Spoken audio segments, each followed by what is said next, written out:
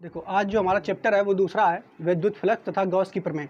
ठीक, गॉस की प्रमेय विद्युत फ्लक्स ये क्या है। तो पहला चैप्टर हम पढ़ चुके हैं कूलाम का नियम तथा विद्युत क्षेत्र के बारे में। सबसे पहला इसमें टॉपिक है क्षेत्रफल वेक्टर। तो क्षेत्रफल सभी लोग जानते हो, क्षेत्रफल बराबर क्या होता है, लंबाई गुणा चौड़ाई। ठीक है, क्या होता है, लंबाई गुणा चौड़ाई, सभी लोगों को मालूम है। एक चीज़ और देखो, क्षेत्रफल क्या है, यहाँ पे देखिए, क्षेत्रफल का मतलब होता है समतल जगह। क्षेत्रफल का मतलब क्या होता है, समतल अर्थात प्लेन जगह। मान लेते हैं ये देखो, ये एक हमारा क्षेत्रफल है, ये देखिए ये हमारा क्या है, क्षेत्रफल। ठीक, अब हमने कहा ये इतना, इसकी लंबाई कुछ होगी, मान लेते हैं लंबाई जो है ये L है और चौड़ाई जो है वो B है। ठीक है, तो लंबाई और चौड़ाई कुछ होगी। हमने कहा इसका क्षेत्रफल वेक्टर जो है वो कैसे नापेंगे आप, तो क्या करोगे आप इसके मध्य बिंदु, तो मध्य बिंदु ढूंढने के लिए क्या करना पड़ेगा, दो विकर्ण खींचना पड़ेंगे हमको। एक विकर्ण ऐसे हो गया, एक विकर्ण ऐसे हो गया। ठीक, दो विकर्ण खींच दिए। अब इसके बाद जो मध्य बिंदु में हमें मिला है, ये वाला मध्य बिंदु है, इसी से हो करके तुम्हें देखो लंबवत रेखा इसे ऊपर की ओर खींचना है, लंबवत खींचना है ऐसे। ठीक, लेकिन लंबवत यहाँ पे हम दिखा नहीं सकते हैं क्योंकि 3D में ऐसे ऐसे खींच सकती है क्या, नहीं खींच सकते, तो हम इसको ऐसे ऊपर की ओर दिखा दे रहे हैं ऐसे। ठीक, ये समझ पा रहे हो कि नहीं, ऐसे ऊपर की ओर दिखा दिया। क्लियर, तो ये क्या हो गया, ये जो दिखाई दे रहा है ये क्षेत्रफल वेक्टर है, किसका, इस क्षेत्रफल का, इस क्षेत्रफल का ये क्या है, क्षेत्रफल वेक्टर। तो क्षेत्रफल वेक्टर होता क्या है, क्या बताओगे, किसी भी क्षेत्रफल के मध्य बिंदु से उसके लंबाई के लंबवत, ठीक है, सतह के लंबवत खींचे गए रेखा को हम क्या कहते हैं, क्षेत्रफल वेक्टर कहते हैं। समझ पा रहे हो नहीं। क्षेत्रफल वेक्टर को प्रदर्शित कैसे करते हैं, तो इसको प्रदर्शित करते हैं हम वेक्टर ए से, मान लेते हैं। ठीक है, किससे प्रदर्शित करते हैं इसको, वेक्टर ए से। ठीक, और वेक्टर ए जो होगा इसका नाम क्या होगा, इसको और अगर हम सदिश रूप में लिखें तो वेक्टर ए बराबर आपको याद रखना है स्मॉल एन ए। ठीक है, स्मॉल एन कैप ए, क्या रखना है, स्मॉल एन कैप ए। जहाँ एन कैप जो है अगर इसके बराबर तुम्हारा मान निकालेंगे तो एन कैप बराबर आ जाएगा, ये बटे में चला जाएगा, वेक्टर ए बटे ए। ठीक, इसको हम क्या कह देते हैं, जो एन कैप है, ये जो एन कैप आपको दिखाई दे रहा है, इसको बोलते हैं एकांक सदिश। क्या बोलते हैं इसको, एकांक सदिश। ठीक, समझ पाए कि नहीं, क्लियर। ठीक है, तो ये आपको यहाँ पे बस इतना फार्मूला याद रखना है, एन कैप बराबर वेक्टर ए बटे ए। ए क्या है, ए जो है ये परिमाण है, क्या है ये परिमाण, किसका, ये परिमाण है हमारा इसका, क्षेत्रफल वेक्टर का। परिमाण का मतलब है इसकी लंबाई। ठीक है, परिमाण का मतलब क्या है, इसकी लंबाई। ठीक है, एकांक सदिश जो है कि जो ये क्या दिखाता है, तो एकांक सदिश दिशा को दिखाता है। किसको दिखाता है, दिशा, यानी दिशा किधर को होगी, ऊपर की ओर होगी, ऐसे ऊपर की ओर होगा। क्षेत्रफल वेक्टर कैसा होगा, ऐसे ऊपर की ओर होगा। ये भाई ऐसे हमने बना दिया क्योंकि इसे संभावना हम बना नहीं सकते हैं ना, 3D में कहीं बन सकता है चित्र, नहीं बन सकता, तो इसलिए इसको हमने ऊपर की ओर, यानी इसकी दिशा किधर की होगी, कागज के तल या बोर्ड के तल से लंबवत ऊपर की ओर इसकी दिशा होगी। तो ये तुम्हारा एन कैप जो है, एकांक जो वेक्टर है, ये एकांक सदिश जो है, ये किसको प्रदर्शित करता है, दिशा को प्रदर्शित करता है। किसकी दिशा को प्रदर्शित करता है, क्षेत्रफल वेक्टर की दिशा को प्रदर्शित करता है। तो बस इसकी परिभाषा हम लिख देंगे, क्षेत्रफल वेक्टर क्या है, किसी भी क्षेत्रफल के मध्य बिंदु से होकर के जाने वाली लंबवत रेखा जो होती है वो क्या कहलाती है, क्षेत्रफल वेक्टर कहलाती है। और देखो, क्षेत्रफल वेक्टर किसी क्षेत्रफल के परिमाण को प्रदर्शित करता है। परिमाण मतलब ये क्षेत्रफल जितना ज़्यादा होगा, किसी भी तल का क्षेत्रफल जितना ज़्यादा होगा उसका क्षेत्रफल भी उतना ही लंबा होगा, यानी उसकी लंबाई उतनी ही ज़्यादा होगी। समझ पाए, तो क्षेत्रफल वेक्टर समझ में आ गया होगा, इसको नोट कर लिए, और ये इसका फार्मूला इतना है। इसके बाद अगला पढ़ते हैं चीज़ें। देखो, अब हम दूसरा चैप्टर में पढ़ रहे हैं विद्युत फ्लक्स क्या होता है। ठीक है, इसको देखेंगे, ये समझते हैं ये क्या होता है।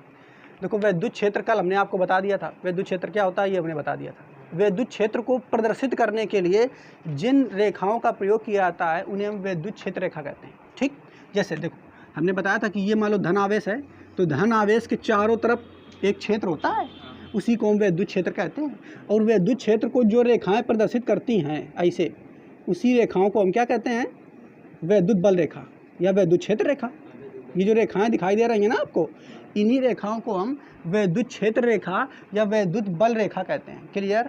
अब आप ये समझिए कि मान लो ये आपका धन आवेश है और इससे ये विद्युत क्षेत्र रेखाएं निकल रही हैं, और इससे बहुत ये धन आवेश जो है बहुत दूरी पर रखा हुआ है, तो इससे जो बल रेखाएं आएंगी वो बिल्कुल समांतर आएंगी। कैसी आएंगी, समांतर और समदूरस्थ। देखो समझिए यहाँ पे, तो मान लेते हैं कोई जगह है, वहाँ पे बल रेखाएँ बिल्कुल ऐसे आ रही, देखो यहाँ पे ऐसे समझिए, ये बल रेखाएँ किसी जगह से मतलब पर आ रही हैं।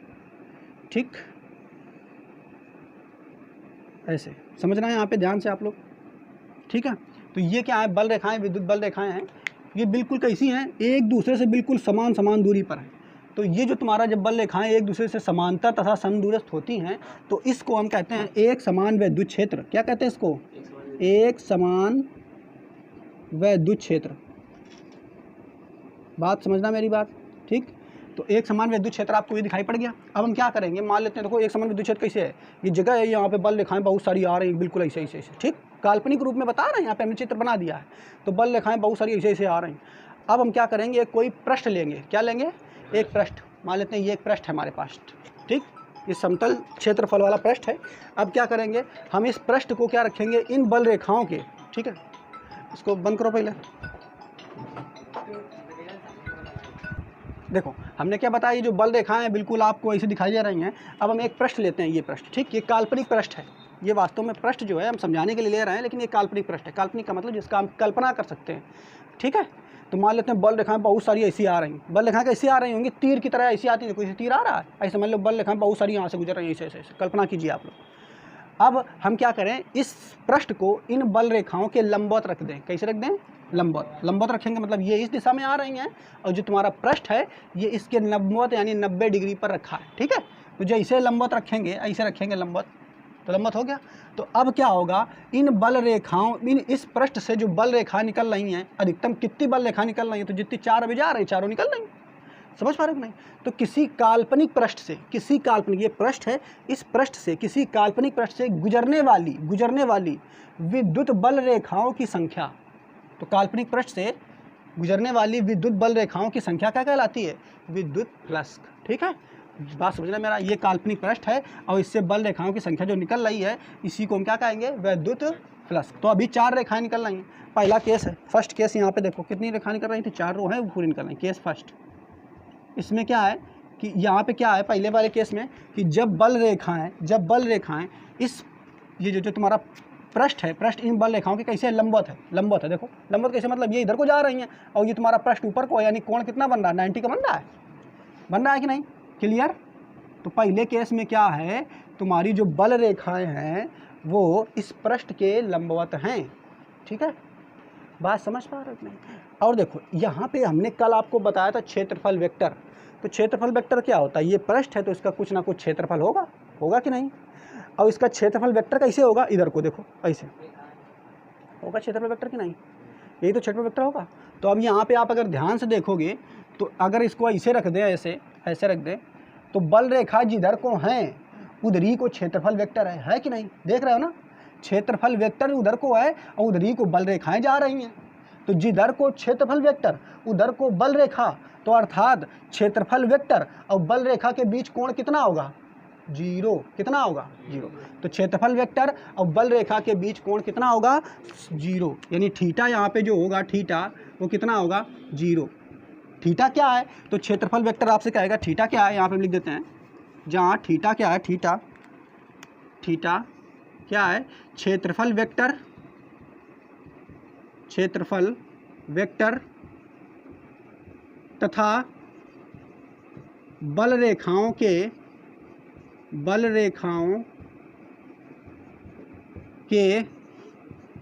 बीच कोण, ठीक। थीटा तो तुम्हारा ये हो गया। अब दूसरा केस देखते हैं, इसको आगे देखते हैं फिर, केस नंबर 2, ठीक है। तो इसको हम बना देते हैं, तुम्हारा पृष्ठ काल्पनिक रूप से यहाँ पे देखो हम बना देते हैं इसको।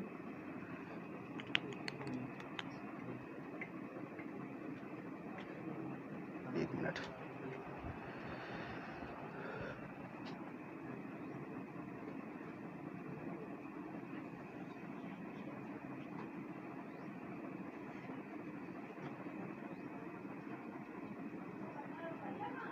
ठीक है। ये तुम्हारा पृष्ठ है, इसको हमने ऐसे बना दिया है, ठीक है। लंबवत है पूरा, ऐसे है, लेकिन वैसा ऐसे तो बन नहीं सकता है, इसलिए हमने इसको ऐसा बना दिया, ठीक है। तो लंबवत है, तो यहाँ और यहाँ पे ये इसका क्या है, ये क्षेत्रफल वेक्टर है। देखो ये केंद्र पर होता है ये क्षेत्रफल वेक्टर। तो जिस दिशा में क्षेत्रफल वेक्टर है उसी दिशा में तुम्हारी बल रेखाएं हैं, अर्थात कोण कितना हो गया? 0। अब केस नंबर 2 ले रहे हैं, इसमें देखो क्या है, इसको समझते हैं। देखो इधर, अब हम क्या करेंगे, सेकेंड केस में हमें देखो, फर्स्ट केस हो गया इसमें, अब सेकेंड केस में क्या करेंगे, जो तुम्हारा ये वाला विद्युत क्षेत्र था, बल रेखाएं, उनको हमने चित्र यहाँ पे बना लिया, ठीक है। अब फिर से क्या करेंगे, मान लो ये तुम्हारा क्षेत्रफल ये तुम्हारा हो गया क्षेत्रफल, पृष्ठ हो गया। अब ये तुम्हारा क्षेत्रफल वेक्टर है। अब हम क्या करेंगे, इस पृष्ठ को घुमाना शुरू करेंगे। क्या करेंगे, घुमाना शुरू करेंगे। देखो जब घुमाएंगे तो ये ऐसे राउंड कर रहे हैं, ऐसा और घुमा रहे हैं, तो जैसे ऐसे घुमाएंगे तो आप देखोगे क्या, पहले क्षेत्रफल वेक्टर और बल रेखाओं के बीच कोण कितना था, 0। और जैसे जैसे घुमाना शुरू करेंगे तो क्या होगा, कोण बदलना शुरू होगा कि नहीं। देखो देखो ये जो क्षेत्रफल वेक्टर इधर को जा रहा है और बल रेखाएं तो उधर ही को हैं, तो कोण बदल रहा है। और घुमाते चले जाओ कोण बदल रहा है, और घुमाते चले जाओ कोण बदल रहा है। तो जैसे जैसे इसको घुमाते जा रहे हो तो देखो अब इससे बल रेखाएं कितनी निकल रही हैं। अब अगर ऐसे कर दिया तो बल रेखाएं कितनी निकल रही हैं, इससे कितनी निकल रही हैं, अब 2 ही निकल रही हैं।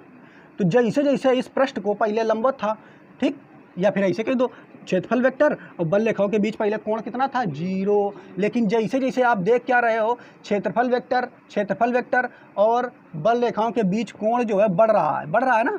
तो बल रेखाएं जो है इससे गुजरने वाली कम हो गई कि नहीं। तो ये सेकेंड स्थिति है। सेकेंड स्थिति में क्या हो गया, बल रेखाओं की संख्या कम हो गई है। तो इसका चित्र अगर हम बनाएंगे तो ऐसे बनाते हैं, देखो ठीक, इसको तिरछा कर दिया हमने, जो पृष्ठ है उसको ऐसे बना दिया। ठीक, समझ पा रहे हो कि नहीं। देखो समझते रहना है चीज़ों को, नहीं तो पल्ले नहीं पड़ेंगे आपको। ये पृष्ठ पहले ऐसे था तो ये ऐसे बना दिया, चित्र लंबवत था। ठीक, अब फिर क्या किया, इसको हमने घुमाना शुरू किया। जैसे घुमाना शुरू करेंगे तो थीटा का मान क्या होगा, बढ़ता जाएगा। और थीटा का मान जब बढ़ेगा तो अब इससे गुजरने वाली बल रेखाएं कितनी संख्या कम हो गई कि नहीं।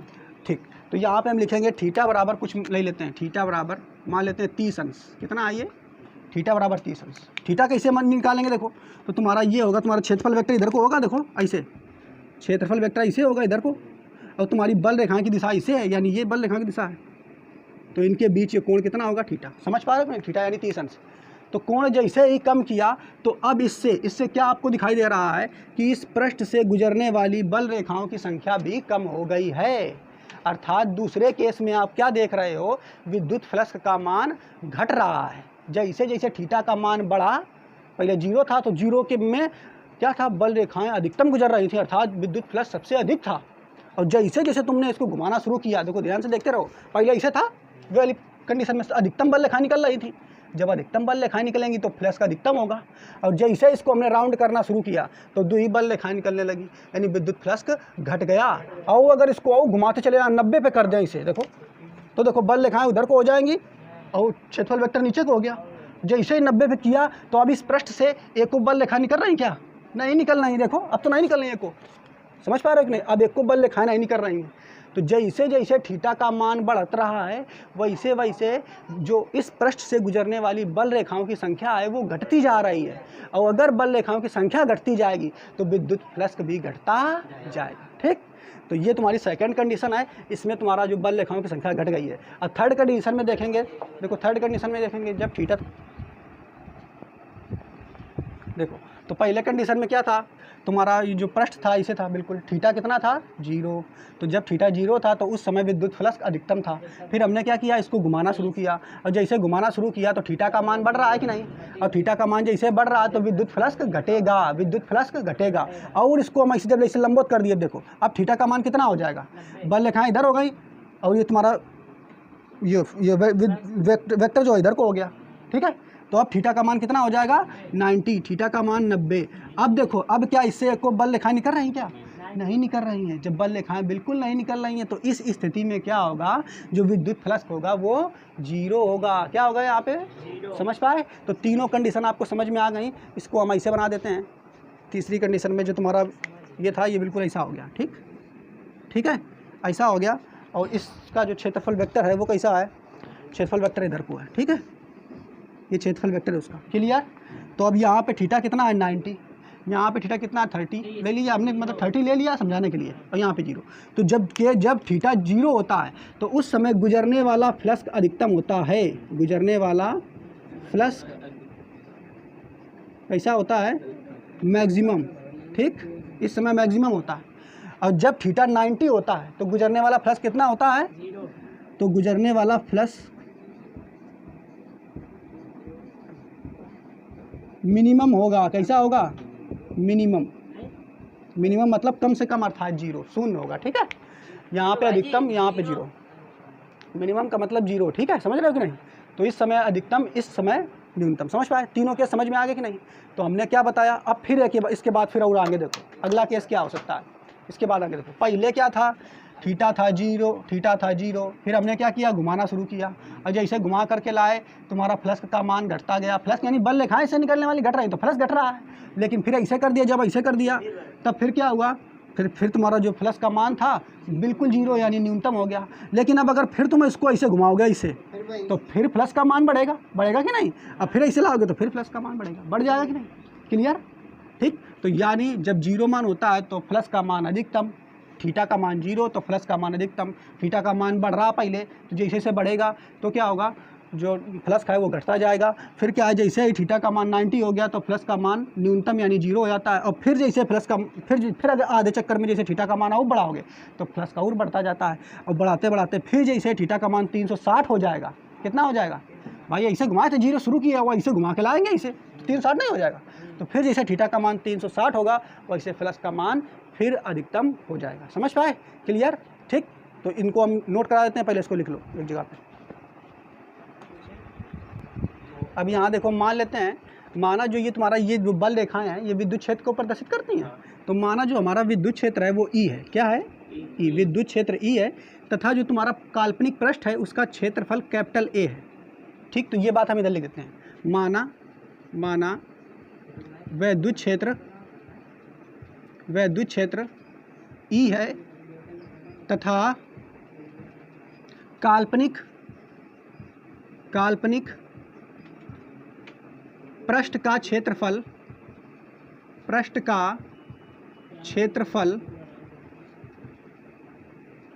कितना है, ए है। ठीक है, हमने ये मान लिया कि जो तुम्हारा ये विद्युत क्षेत्र है, ये जो बल रेखाएं जिसके अंदर दिखा रही हैं वो ई है तथा इस काल्पनिक पृष्ठ का क्षेत्रफल कितना है, ए। तो हम लिखेंगे विद्युत फ्लक्स क्या होगा, तो विद्युत फ्लक्स को हम जानते हैं, विद्युत फ्लक्स क्या होता है, अभी हमने आपको बताया, इसको फाई ई से प्रदर्शित करते हैं। तो विद्युत फ्लक्स होगा फाई ई बराबर E dot A cos theta. क्या होगा, फाई ई बराबर E dot A cos theta. E क्या है, तो तुम्हारा विद्युत क्षेत्र है, ई क्या है, विद्युत क्षेत्र है। ए क्या है, तो इसका क्षेत्रफल है, किसका, काल्पनिक पृष्ठ का क्षेत्रफल है। कॉस थीटा क्या है, तो कॉस थीटा में तुम्हारा हमने बताया था जो क्षेत्रफल वेक्टर है तथा विद्युत बल रेखाओं के बीच का कोण है, ये हमने लिख दिया। थीटा क्या है तुम्हारा, क्षेत्रफल वेक्टर तथा विद्युत बल रेखाओं के बीच का कोण है। तो यहाँ से तुम्हें एक फार्मूला विद्युत फ्लक्स का मिल गया है, ये ठीक है, ये विद्युत फ्लक्स का फार्मूला मिल गया है। ठीक, समझ पाए कि नहीं। और इसके बाद देखो, हमने 3 केस आपको यहाँ पे बताए हैं, अभी एक और केस बाकी, वो बाद बताएंगे। तो पहले केस में क्या था, देखो पहले केस में क्या था, थीटा तुम्हारा क्या था, जीरो। जब थीटा जीरो था तो जीरो का मान यहाँ पे हम रखेंगे, तो रखो भाई। तो फाई ई बराबर E dot A cos zero, ठीक, कॉस जीरो। और कॉस जीरो का मान कितना होता है, 1।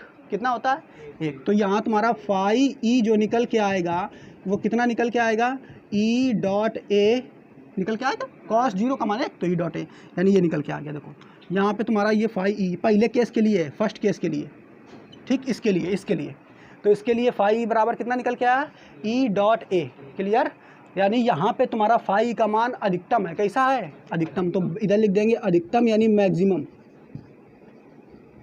अधिकतम।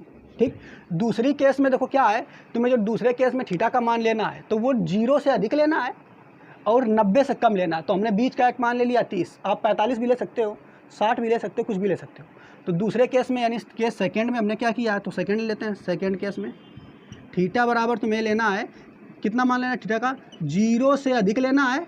ठीक है, थीटा 0 से अधिक होना चाहिए और कम किससे होना चाहिए, थीटा का मान 0 से अधिक और 90 से कम, किससे कम होना चाहिए, 90 से कम।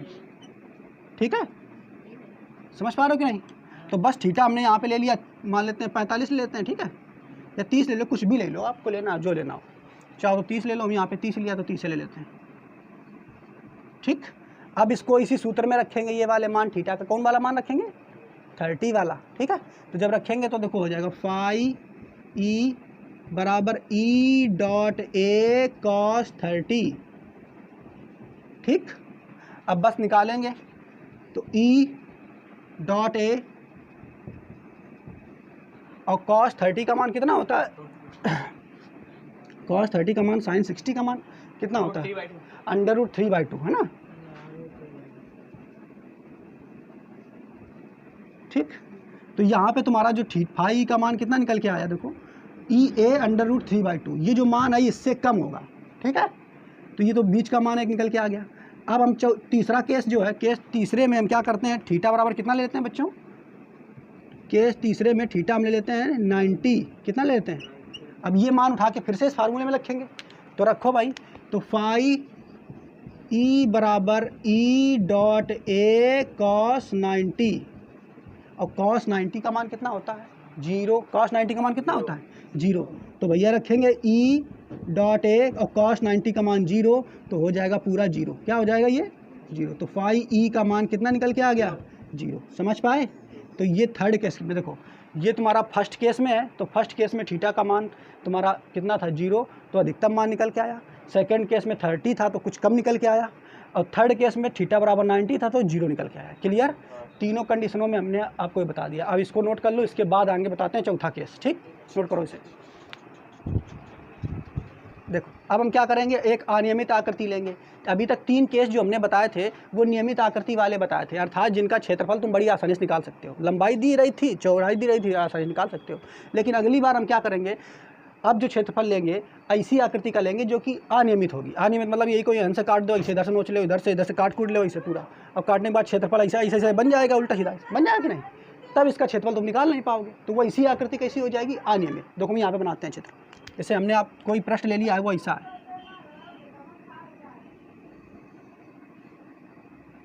ठीक, ऐसे लो, अनियमित आकृति बन गई कि नहीं। अब इससे गुजरने वाला हमें फ्लक्स निकालना है। ठीक, समझ पा रहे होंगे? तो कैसे निकलेगा? क्लियर?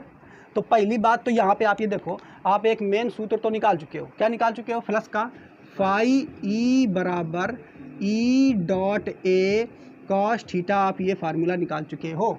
ठीक है बच्चों, अभी तुम इसका क्षेत्रफल नहीं निकाल पाओगे। टोटल क्षेत्रफल जो पहले बताया था केसों में, उनमें क्षेत्रफल निकाल सकते थे, लंबाई गुणा चौड़ाई लगा लेते, निकाल लेते। और यहाँ तुम लंबाई चौड़ाई कौन लेगे? तो आई तिरछा आ रहा हो लियो हैं, यू तिरछा आ रहा हो, कैसे लंबाई चौड़ाई लगाओगे? नहीं लगेगा यहाँ पे। अब क्या करेंगे हम, पहली बात तो ये एक अनियमित आकृति है, और इस अनियमित आकृति को हम रखे कैसे हैं? ऐसे, यानी इसका जो वेक्टर है वो इधर को है। ठीक है, यानी थीटा कितना है यहाँ पे? 0। थीटा कितना लिए हम यहाँ पे?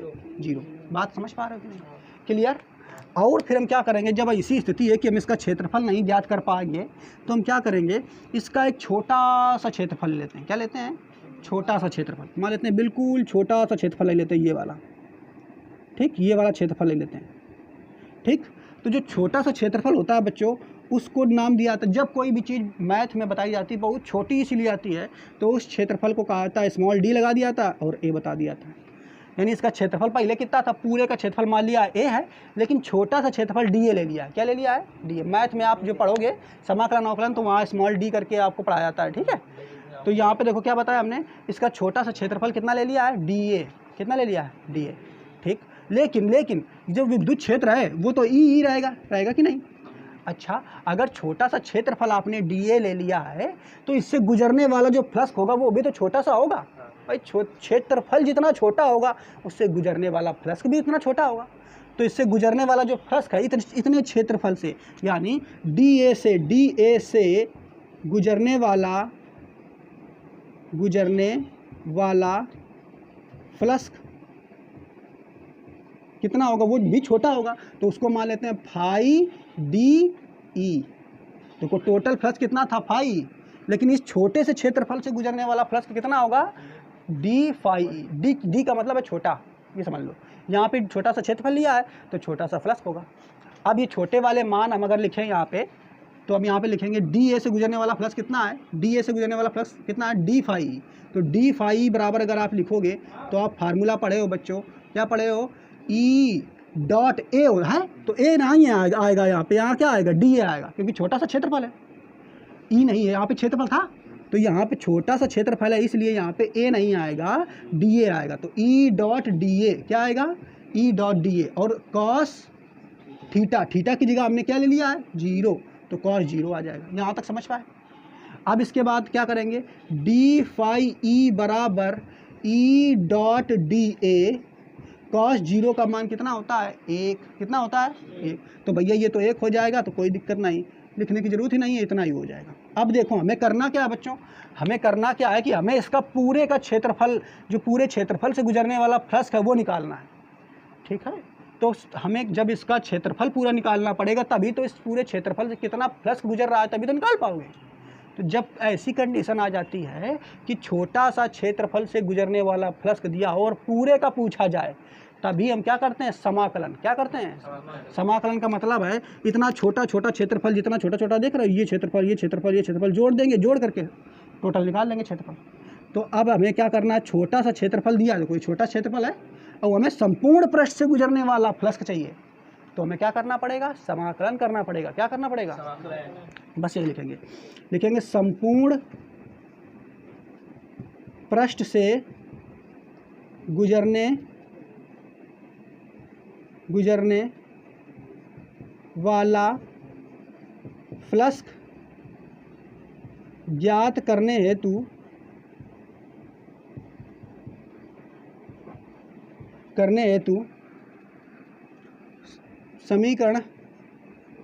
समीकरण 1 का समाकलन करने